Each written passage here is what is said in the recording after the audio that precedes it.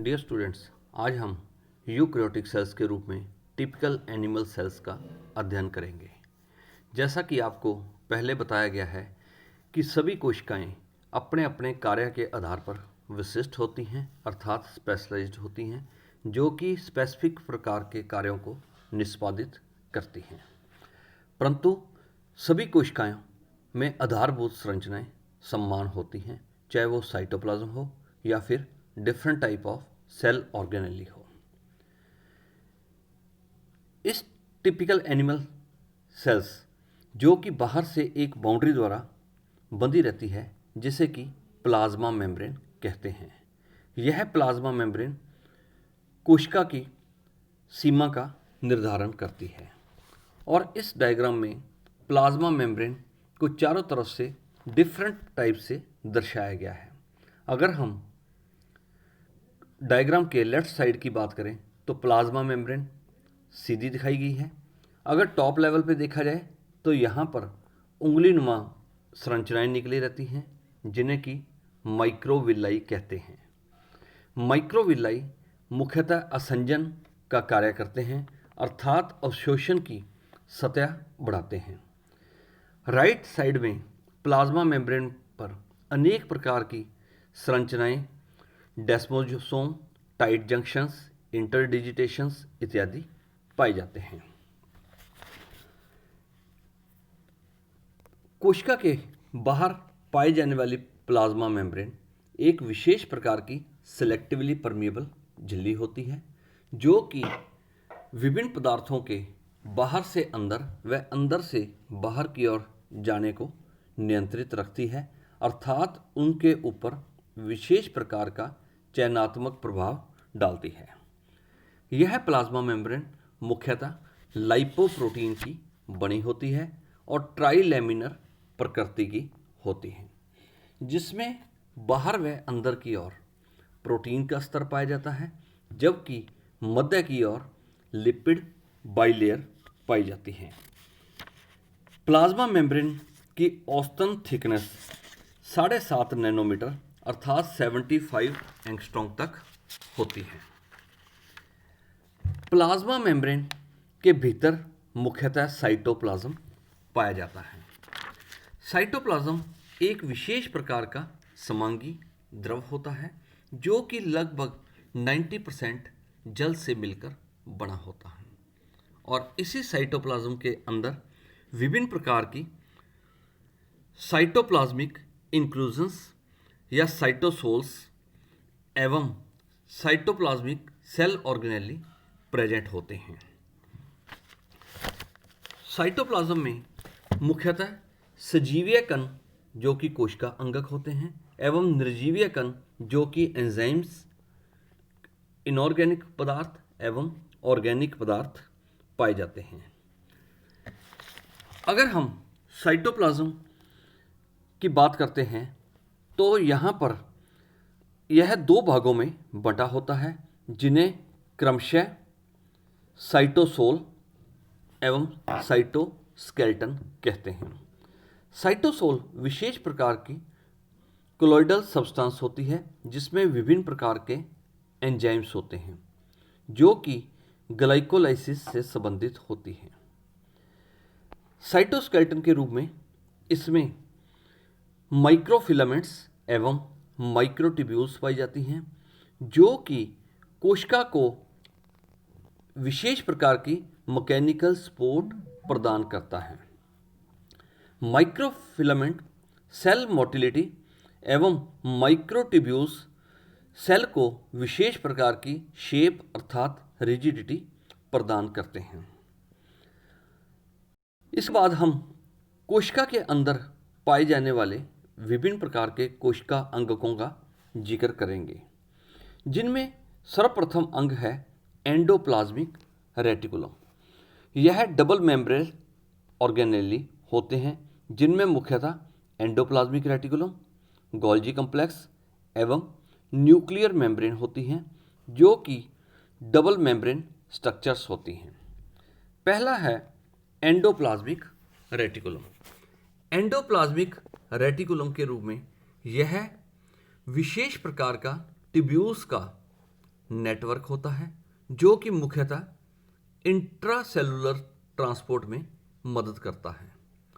यह पुनः दो प्रकार के होते हैं, स्मूथ एंडोप्लाज्मिक रेटिकुलम एवं rough endoplasmic reticulum. Smooth endoplasmic reticulum मुख्यतः ट्रांसपोर्टेशन में मदद करते हैं और इन पर राइबोसोम एब्सेंट होते हैं, जबकि रफ एंडोप्लाज्मिक रेटिकुलम पर राइबोसोम पाए जाते हैं जो कि प्रोटीन सिंथेसिस में मदद करते हैं। उसके बाद हम सेकंड ऑर्गेनेली गोल्जी कॉम्प्लेक्स के बारे में बात करेंगे। यह स्ट्रक्चर्स वेसिकल्स, लेमेली तथा वैक्यूल्स से निर्मित होती है और मुख्यतः सेल सिक्रीशन में मदद करती है और इसके अलावा लाइसोसोम्स इत्यादि का निर्माण भी करती है। अगर हम इस डायग्राम में पुनः आते हैं तो इसमें विशेष प्रकार की स्ट्रक्चर्स लाइसोसोम्स भी पाए जाते हैं। डबल मेम्ब्रेन ऑर्गेनेली के रूप में न्यूक्लियर मेम्ब्रेन भी पाई जाती है जो कि न्यूक्लियस के चारों तरफ न्यूक्लियस को बांधने का कार्य करती है और यही न्यूक्लियर मेम्ब्रेन साइटोप्लाज्म एवं न्यूक्लियोप्लाज्म में भेद दर्शाती है और परमिबिलिटी में मदद करती है। इसके बाद हम डबल मेम्ब्रेन ऑर्गेनेली के बारे में बात करेंगे जो कि नंबर 1 है माइटोकॉन्ड्रिया। डायग्राम में जो माइटोकॉन्ड्रिया दिखाए गए हैं ये पावर हाउस ऑफ सेल्स होते हैं, अर्थात कोशिका के विभिन्न कार्यों में मदद करते हैं और विभिन्न कार्यों को संपादित करने के लिए ऊर्जा प्रदान करते हैं और ये ऑर्गेनेली सेल रेस्पिरेशन के लिए एनर्जी का उत्सर्जन करते हैं। नंबर 2 है प्लास्टिड। प्लास्टिड जो कि मुख्यतः क्लोरोप्लास्ट एवं क्रोमोप्लास्ट के बने होते हैं और मुख्यतः फोटोसिंथेसिस में मदद करते हैं और क्रोमोप्लास्ट पादप कोशिकाओं को कलरेशन में मदद करते हैं। ये दोनों संरचनाएं प्लांट सेल्स में पाई जाती हैं। इसके बाद हम बात करेंगे वैक्यूल्स की। वैक्यूल्स के रूप में अनेक छोटी छोटी धानियाँ पाई जाती हैं जिनमें इंजेस्टेड फूड मटेरियल पाया जाता है जो कि पिनोसिटिक वेसिकल्स के रूप में होता है। नेक्स्ट संरचना है लाइसोसोम। लाइसोसोम का निर्माण मुख्यतः गोल्जी बॉडी द्वारा होता है और यह सिंगल मेम्ब्रेनस ऑर्गेनेली होते हैं, अर्थात एक ही झिल्ली द्वारा बने होते हैं। लाइसोसोम को सुसाइडल बैग ऑफ सेल भी कहते हैं क्योंकि इसमें विभिन्न प्रकार के पाए जाते हैं जो कि डाइजेशन से संबंधित होते हैं। लाइसोसोम के अतिरिक्त इसमें सिंगल मेम्ब्रेनस ऑर्गेनेली के रूप में अनेक पेरोक्सिसोम्स एवं ग्लाइऑक्सिसोम्स पाए जाते हैं जो कि मेम्ब्रेनस सैक्स होते हैं जिनमें विभिन्न प्रकार के ऑक्सीडेटिव एंजाइम्स पाए जाते हैं और ये एंजाइम्स मुख्यतः मेटाबॉलिक रिएक्शंस को संपादित करते हैं और ग्लाइऑक्सीलेट साइकिल को भी नियंत्रित करते हैं। नेक्स्ट है नॉन मेम्ब्रेनस ऑर्गेनेली के रूप में राइबोसोम्स। ये राइबोसोम्स मुख्यतः प्रोटीन फैक्ट्रीज होती हैं और प्रोटीन का संश्लेषण राइबोसोम में होता है। जैसा कि आपको बताया गया था कि प्रोकैरियोटिक सेल्स में 70S प्रकार का राइबोसोम पाया जाता है जबकि यूकैरियोटिक सेल्स में 80S प्रकार का राइबोसोम्स पाया जाता है। इसके बाद हैं माइक्रोट्यूबुलर ऑर्गेनेली अर्थात non membranes structures. Non membranes structures के रूप में नंबर 1 सेंट्रियोल, नंबर 2 सीलिया और नंबर 3 फ्लैजेला और नंबर 4 बेसल बॉडीज अर्थात आधारीय काय आते हैं।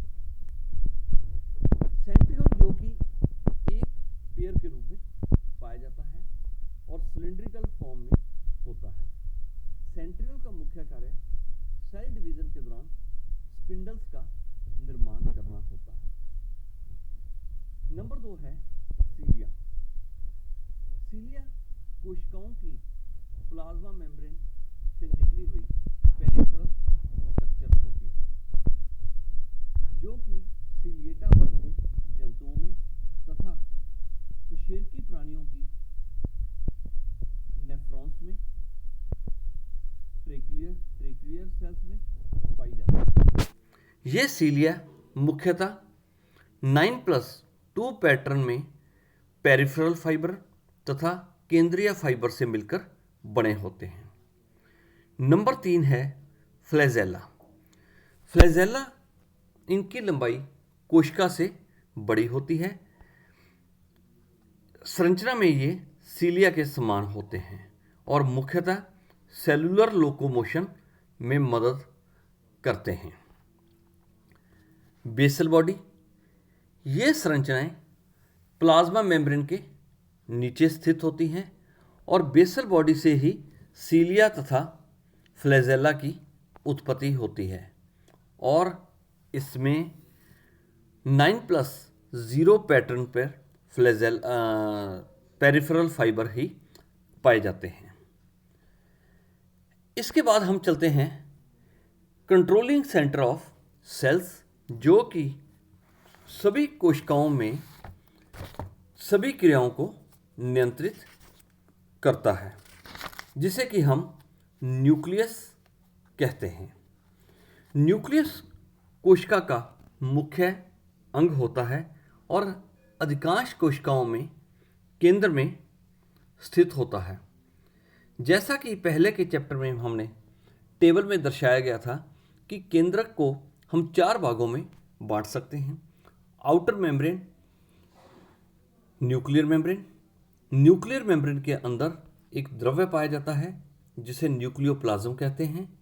न्यूक्लियोप्लाज्म में न्यूक्लियर रेटिकुलम पाया जाता है जो कि आनुवंशिक पदार्थ होता है और इसके केंद्र में एक विशेष प्रकार की स्ट्रक्चर पाई जाती है जिसे केंद्रिका अथवा न्यूक्लियोलस कहते हैं। न्यूक्लियोलस का मुख्य कार्य राइबोसोम की उत्पत्ति होता है। अगर किसी कोशिका में न्यूक्लियोलस अनुपस्थित हो तो वह कोशिका शीघ्र ही नष्ट हो जाती है।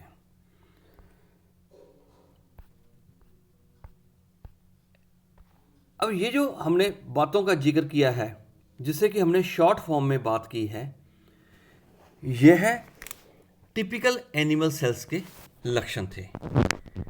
परंतु यूकैरियोटिक सेल्स में प्लांट सेल्स एवं एनिमल सेल्स भी आ जाती हैं, जिसका अध्ययन हम नीचे दिए गए टेबल में करेंगे। क्योंकि अधिकांश कोशिका अंगकों के रूप में एवं अन्य पदार्थों के रूप में दोनों कोशिकाओं में अनेक समानताएं होती हैं, परंतु दोनों कोशिकाएं कुछ बात पर आपस में एक दूसरे से भिन्न होती हैं, जिसमें नंबर 1 है प्लांट सेल्स और number 2 animal cells.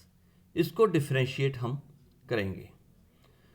Plant cells में प्लाज्मा मेम्ब्रेन के बाहर कोशिका भित्ति अर्थात सेल वॉल पाई जाती है जो कि सेलुलोज की बनी होती है, जबकि एनिमल सेल्स में सेल वॉल एब्सेंट होती है।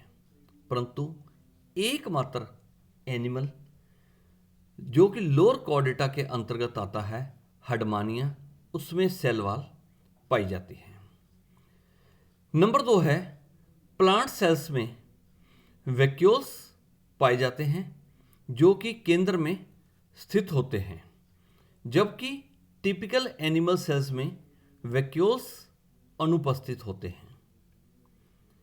प्लांट सेल्स में क्लोरोप्लास्ट पाए जाते हैं, जबकि एनिमल सेल में क्लोरोप्लास्ट एब्सेंट होते हैं और ये क्लोरोप्लास्ट फोटोसिंथेसिस की क्रिया को संपादित करते हैं, जिसके कारण प्लांट सेल्स भोजन बनाती हैं। प्लांट सेल्स में सेंट्रियोल तथा सेंट्रोसोम अनुपस्थित होते हैं, जबकि एनिमल सेल्स में सेंट्रियोल एवं सेंट्रोसोम पाए जाते हैं। प्लांट सेल्स में गोल्जी बॉडी कॉम्प्लेक्स के रूप में न होकर यह स्कैटर्ड फॉर्म में होते हैं, अर्थात छितरे हुए होते हैं, जिन्हें डिक्टियोसोम कहते हैं, जबकि एनिमल सेल्स में गोल्जी कॉम्प्लेक्स के रूप में होते हैं और न्यूक्लियस के नज़दीक होते हैं, और ये गोल्जी बॉडी मुख्यतः सक्रीशन में मदद करते हैं। विद्यार्थियों, इस टॉपिक में हमने जिस डायग्राम की चर्चा की है, यह आपके परीक्षा से संबंधित बहुत अधिक महत्वपूर्ण है। तकरीबन पिछले कई सालों के पेपर्स को देखें तो हर साल का यह बहुत ही महत्वपूर्ण प्रश्न है, जिसमें ज़्यादातर टिपिकल एनिमल सेल्स के डायग्राम के बारे में पूछा जाता है। यह 2 से 4 नंबर के बीच में होता है, इसलिए इसे आप विशेष रूप में इसको बार बार अपनी कॉपी में बनाकर इसके स्टडी करें। और टॉपिक के अंत में जो हमने प्लांट एंड एनिमल सेल्स में डिफरेंसेस देखे हैं, वह भी प्रश्न पत्र के आधार पर बहुत ही महत्वपूर्ण है। और यूकैरियोटिक सेल्स शुरू करने से पहले हमने जिन प्रोकैरियोटिक एवं यूकैरियोटिक सेल्स में डिफरेंसेस किए थे, वो भी प्रश्न पत्र के आधार पर बहुत महत्वपूर्ण हैं। विद्यार्थियों, टिपिकल एनिमल सेल्स को जितने भी आज हमने कोशिका अंगकों का अध्ययन बड़ा समराइज रूप में किया है, अब आगे आने वाले दिनों में प्रत्येक अंग का विस्तृत संरचनात्मक अध्ययन के साथ साथ हम क्रियात्मक अध्ययन भी करेंगे। Thank you very much.